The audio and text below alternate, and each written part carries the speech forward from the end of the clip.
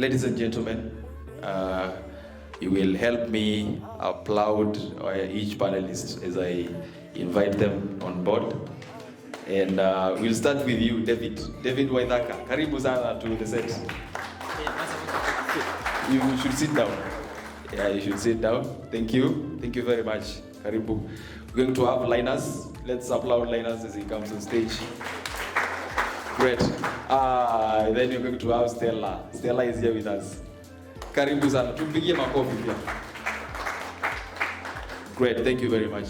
Cameraman, tuko sawa? Asante. Asante sana. Is this good or we can clean here? Iko sawa? Good.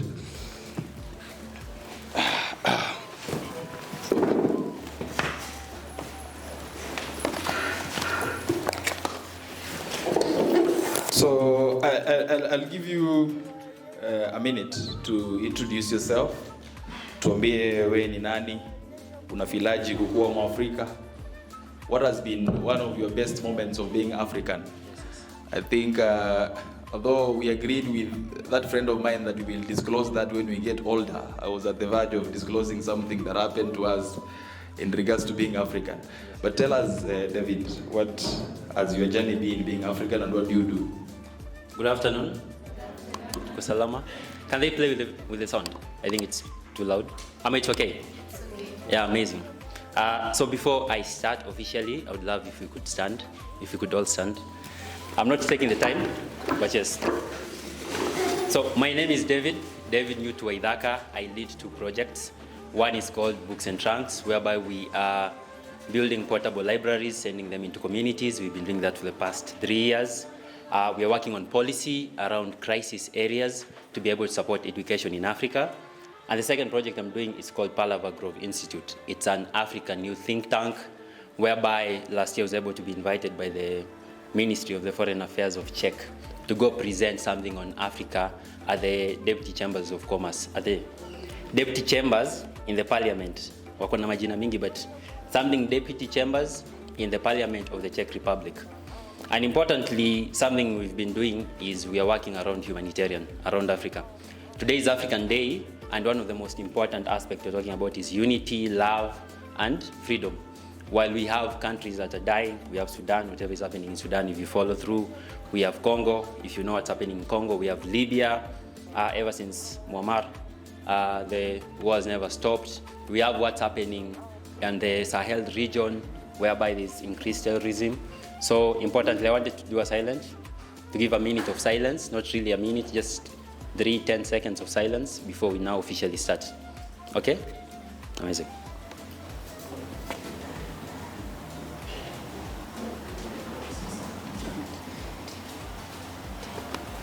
Thank you. You can sit. Great. Tupigie makofi. Si umseni mnoma, umetupigia story ya check cut mzima, ndio? Linus, tell us, introduce yourself. Hello everyone. How are you? Mnajisikiaje? Uko poa? Kama uko sawa niwevie kidogo. Hapo sawa. So my name is Linus Omondi. I'm the founder of Kenya Voluntary Service Organization. In KVSO, we partner with UNESCO to implement the World Heritage Program that is under UNESCO. We do it in Kakamega Forest, and we also do it in Masai Mara, and we do it in Thimli Chohinga. This is because we believe that it is important to understand and know who we are, where we are coming from, so that we might be able to have a voice when it comes to the table, the world table. So, karibuni. For me, I believe that African Day represents humanity because according to science, everyone came from Africa. So this is the cradle of mankind. So for me, Africa Day represents humanity. Thank you. Hi. According to him and probably me, everybody came from Africa. Africa ni CCGs, sindio?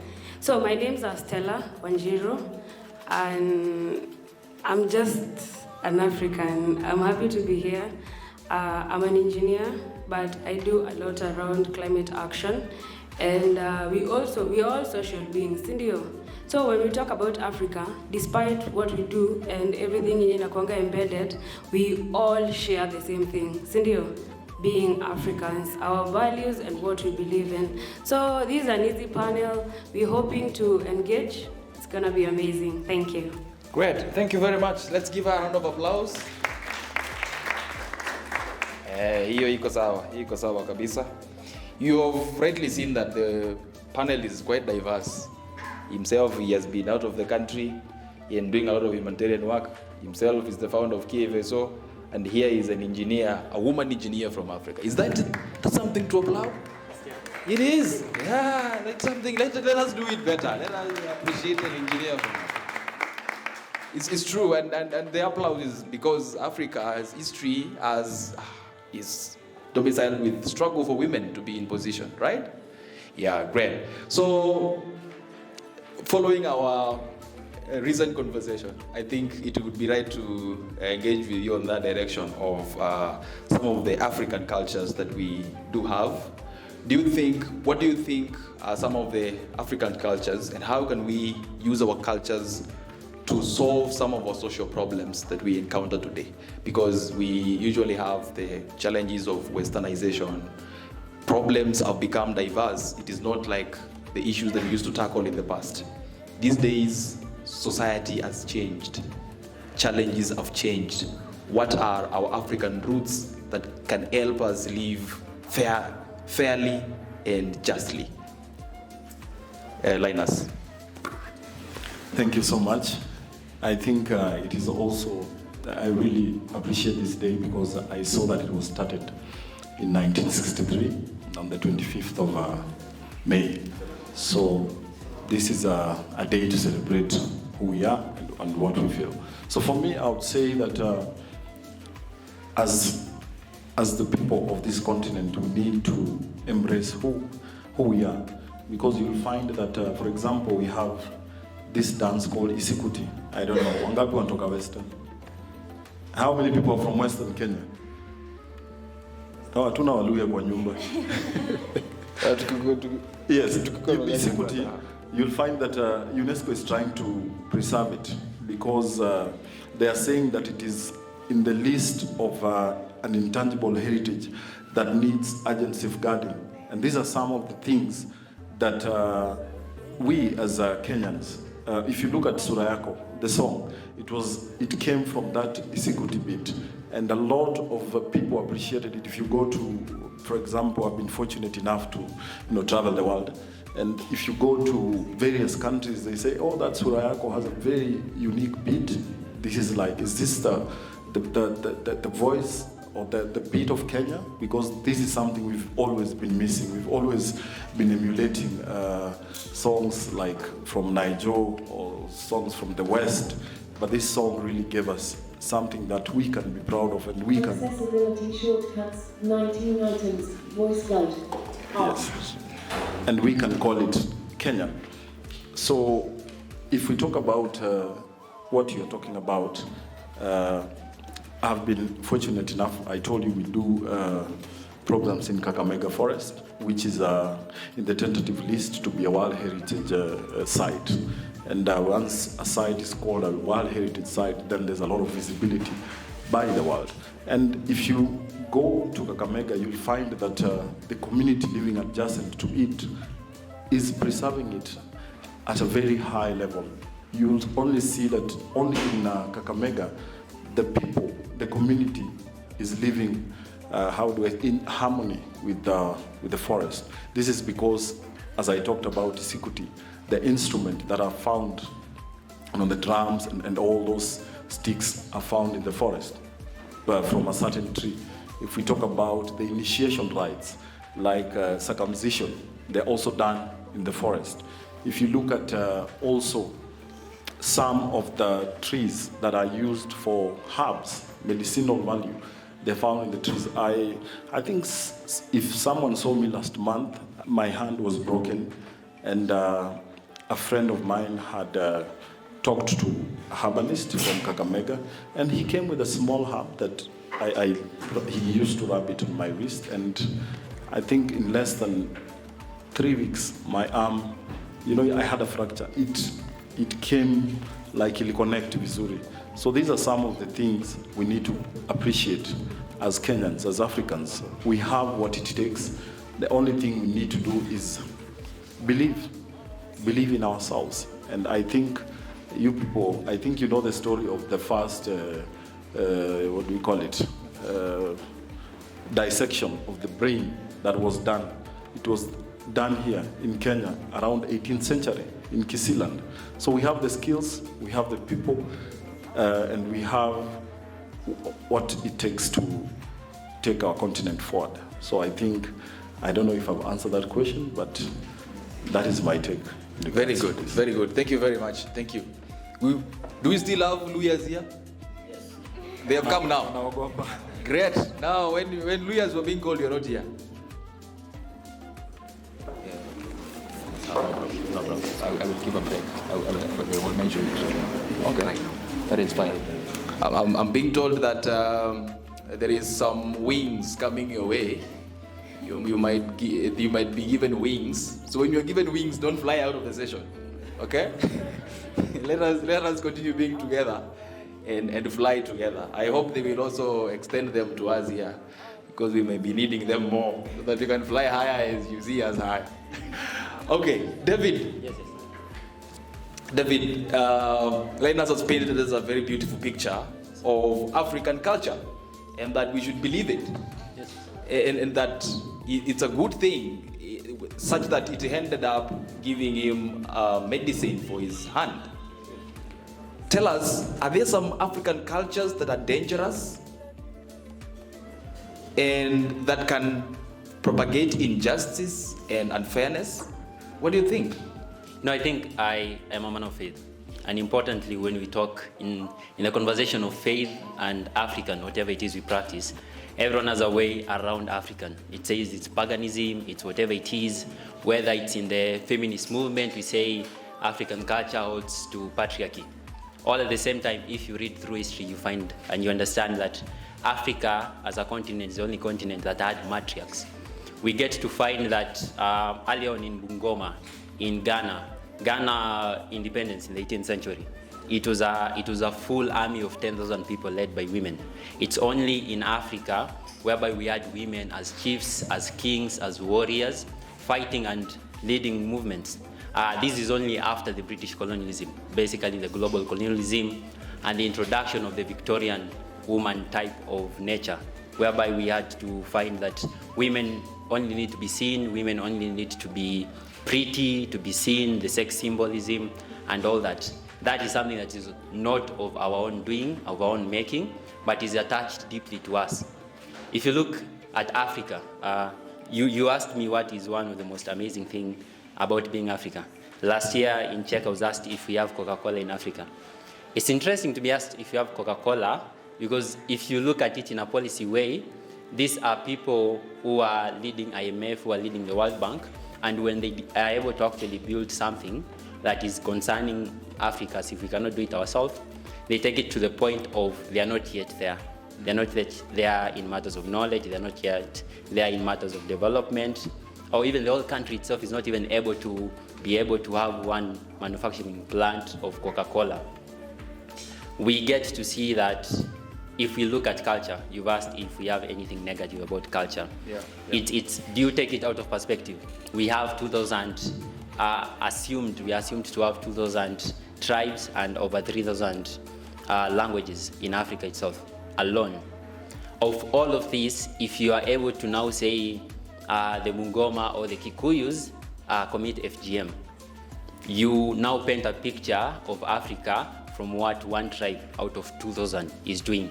And this is what, when you say it with a documentary, somebody comes in Africa, goes to Bungoma, goes to these areas, says this will make a story, does that, and then that is blown out of proportion.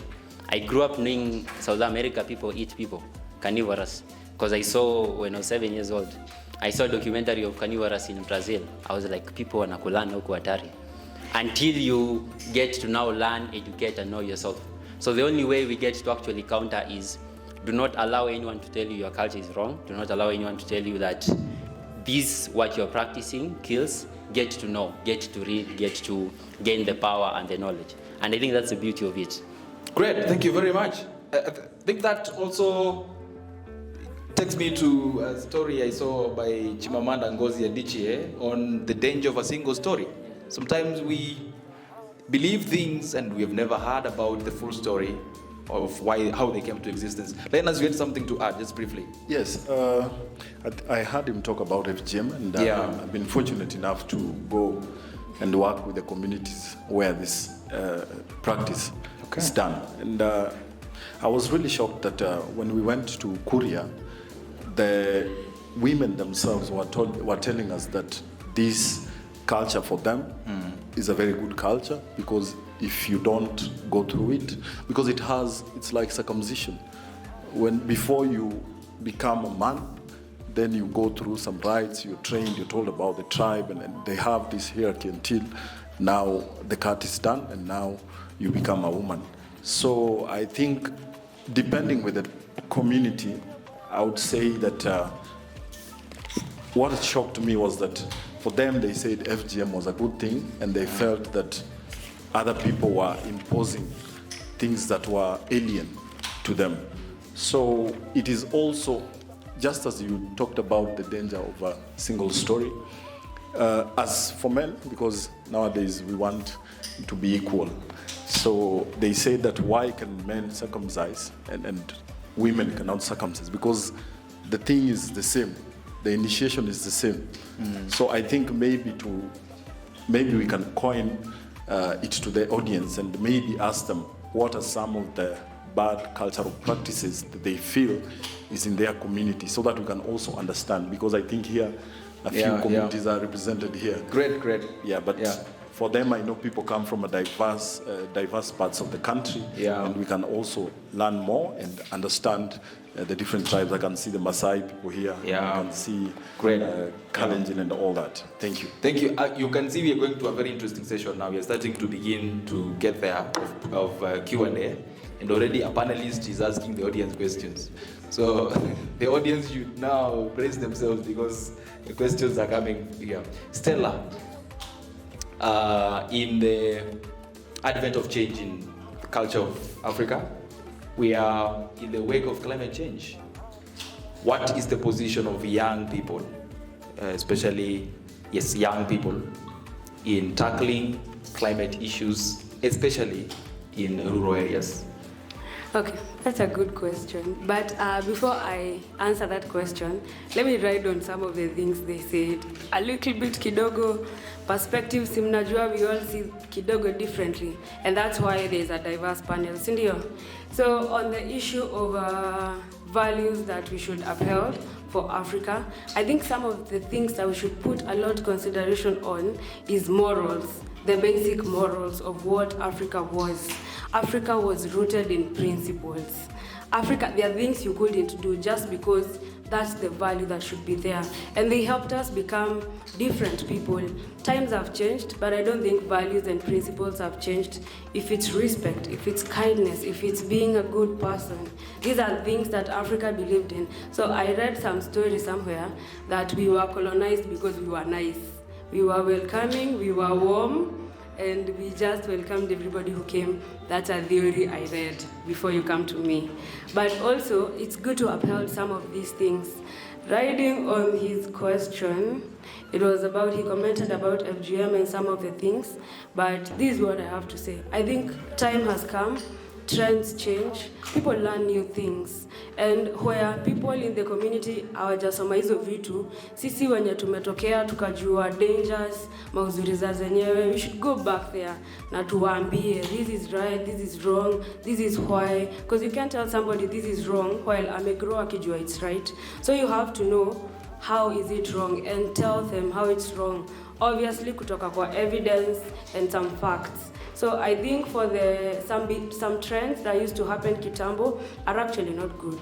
Until now, some communities struggle with fronting women as leaders.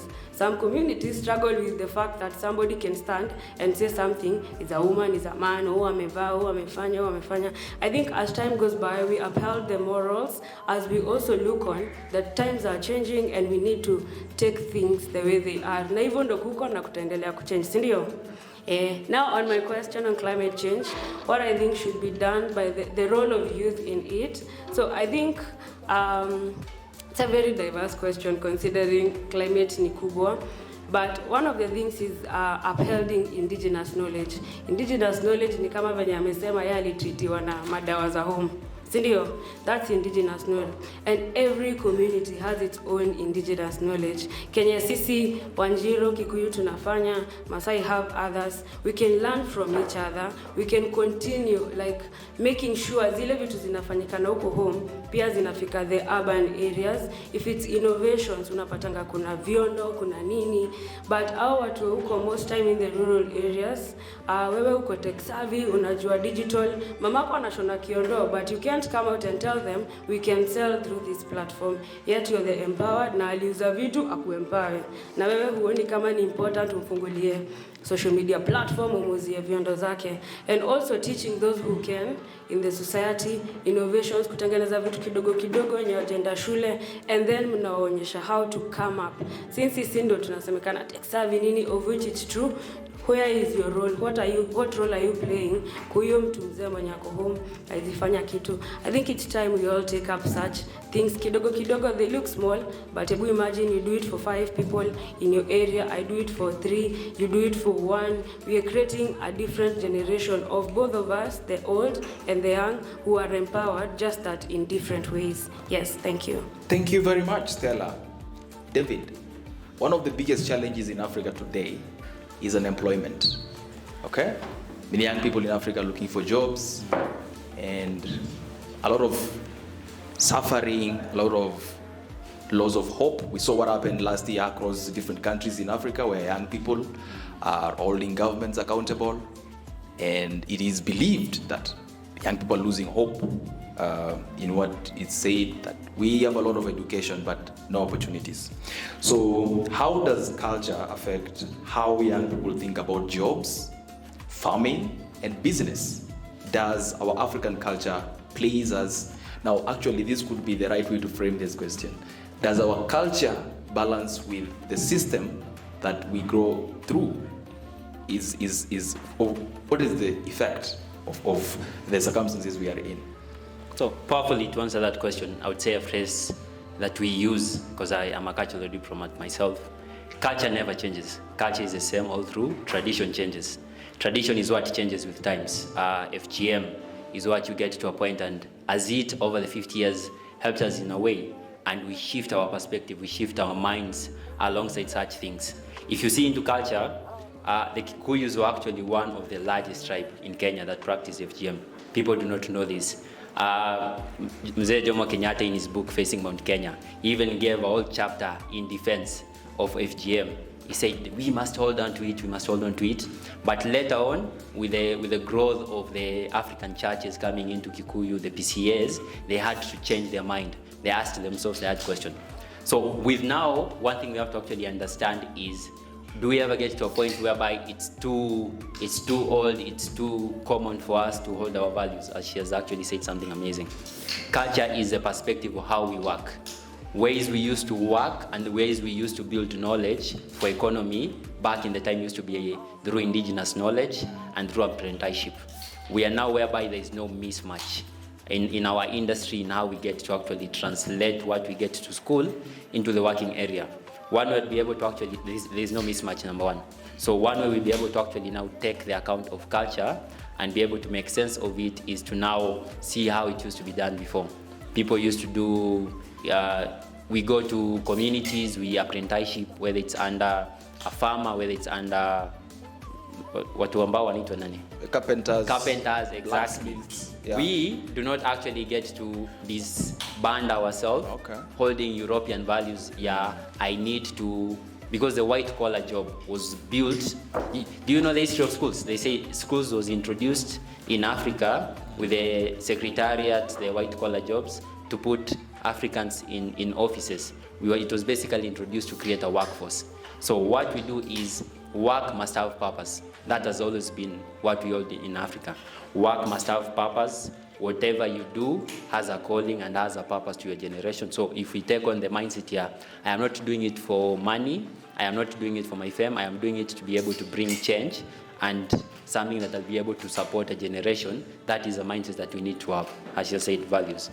Yes. Great, thank you very much. You have touched on very important parts of that response. Yes. Maybe I will give it to our two panelists to also add something on how we can support, how young people can be supported to earn a living while also protecting our culture and the environment. Because sometimes the conflict of money and values is real. Sometimes you are in the city hustling and someone tells you, manze, kuna kakitu hapa, tunataka upromote kitu fulani hapa tukujenge. What will you say? Will you uphold your African values, or you'll go for the money? So I'll give it to you both to tell us how young people can be empowered to first empower themselves economically and two, preserve our African values. Yeah, you can go, Stella. Okay, thank you. We all need money. Tunataka kakitu kwa mfuko, si ndio? Lakini pia as much as we talk about things, there is okay, Africa used to believe in dignity. Africa believed in dignity in everything they did. Your information taiachia hapo on issues economic and conservation of the environment. Kitambo, actually, people from like the 90s, 80s, 70s, they used to uphold a lot about climate action. It didn't have the term climate action, environmental conservation. To them, it was something they needed to do. It was something that was important to them. But in reality, it was climate action bila kupewa jina. When you look at the systems of like agriculture and how it used to happen, recropping, how they used to protect soil erosion, land systems, they had a whole structure that was environmentally good and safe for the environment. It just didn't have a title. So how I wish that when we're looking at ways of building ourselves economically, we can look at the indigenous knowledge. We can also look at how we can harness the power of agriculture. And agriculture nowadays can be done in urban areas. It doesn't have to be in the rural areas. You can also teach those people how to do it smartly, how to do it bila all those complications that used to happen there. Si italeta kakitu kwa mfuko. It doesn't have to be wewe uko na majembe and everything. So yeah, thank you. Great, thank you very much, Stella. Linus, how do we balance this? I think it is very important. We don't even need to balance. Okay. Because, we can do them both. Yes. Because actually, research has it that the creative economy, which is the cultural economy, can contribute to about 80% of our GDP. If I talk about culture, we have two fragments: the intangible culture, cultural heritage, and the tangible cultural heritage. Intangible is the use of music, the use of storytelling, the use of indigenous knowledge. The guy, for example, the one who administered the medicine in my hand, he's almost 80 years, and he was really worried that if he dies, then no one is there to take it over from him. And I think he earns a really good money because he has good connections. And I think if these kind of things are taken seriously, it can create a lot of jobs, and it can also maintain that traditional knowledge that might empower young people that are coming behind. When we talk about tangible heritage, we are talking about our World Heritage sites. We talk about Kitimikai in Luoland, we talk about Masai Mara in Masai Land, we talk about the forest, Kakamega, and all these heritage sites that we as Africans really value. And you know that Arambe, the Nyayo, the moment from the Kibakis with the Vision 2030, if right now I tell any of you, in what step are we in our 2030 vision? Most of us wouldn't know. So that means is our political will basically went to more of European-centric values. We need to go back to our values. Thank you. Thank you so much. I think ya kwanza was on uchawi, and I think I come from one of the most, I think the counties that they say that ukijenga nyumba, ukitoka, hautafika homuta ingia. So I come from Siaya, and I know what he means. I think this has to do with your mindset. I think knowledge, because kitambo used to be like that. People believe that, oh, nikijenga nyumba, nikikuja kuingia, ama nikikuja na gari, sitarudi nayo Nairobi. But the more people started learning, the more people understood that actually it was not even uchawi. It was just mindset, the mindset. And I think once we start believing in ourselves and we start just doing things without thinking about outside factors that, oh, nikifanya indarogo, or if you come to Siaya, we want to believe you will think that you're in America. So please, iyo mambo ya uchawi, watu wa Makueni, please. It's just a mindset. Okay. Then the second one was we talk about why does African women tend to prefer white. I think it has to do with currency, because I've lived in Germany, I've lived in Poland, and I would say that most white women actually prefer black men. Most black women there prefer black men. This is because we have, I would say, the way we are brought up, and if we lose it, then we will, yes, we lose our values, we lose what we have, and then we will tend to, behave like people who don't know even who they are, because what we have is what makes us, and we still have it. And when other people see it in us, it makes us attractive. But when they come here, and then you follow them, and then when you go with them to Europe, then you realize that, oh, hata ule mwanaume wangu wa Kenya was better than this one, because mzungu wananga culture. Ni pesa, oh, hata kitumia shilingi yake atakwambia, oh, I gave you 1 shilling, you have to give me back. Okay. Na hiyo kwetu, hiyo mimi nikikupatia hata 1,000 nitakuongeza 2,000. Yeah. So I think the last one was on where did the rain start beating us, and I think we are a capitalistic country, and it is hard to balance capitalism and socialism, because Africans are socialists by nature. It has worked well in Tanzania, it has worked well with other countries, but still we struggle to work with capitalism. There's no way you can be communal in a capitalistic country. So it is us to see how to balance. Thank you. Thank you. Thank you very much. I am the last one, but I'll only talk on probably one, policy. So when it comes to policy, right now we need to push for African context-based policies. Policies that speak directly on the African context, because the context here and the context there, they are different. They are things that root us and are not the same with that. So that means it has to come from a point of view, understanding your culture, so that you're able to give something with evidence, something from a point of understanding. I'll also answer on why don't we know our mother tongue. We actually do, some of us. The others, it's either there are no right channels, like if you're born in town, there is not even a right channel for you to continue to learn your language, because those setups are not in the urban areas, so they're in the rural. So ukizaliwa huku Kayole, huku Mtamta, hautaweza kujua hiyo kitu, because we lack some structures, but also sometimes it's lack of interest. That is why we have to know Africa is for us, by us, with us, for us. So you have to learn your culture to advise some of these things. You have to understand where you come from. For the family is close to my heart. I would like to have a family one day. So family is just rooted in a few things, and one of them is values. Value perspective of Africa is what rooted marriages, relationships, and associations together. If you're friends, if you're whatever values you have. Of course, finances play a major role, but you have to look at the values for you to remain intact. Africa is just for us. Don't let other people speak for Africa. When you're an African and you're not speaking for Africa, speak up for Africa. Thank you. Thank you very much. A round of applause, please. Asante sana, asante sana. Situsimame tupige kapicha basi. Simama tupige kapicha kidogo. Najua MC hataki kufurahia, hataki kuniona vizuri lakini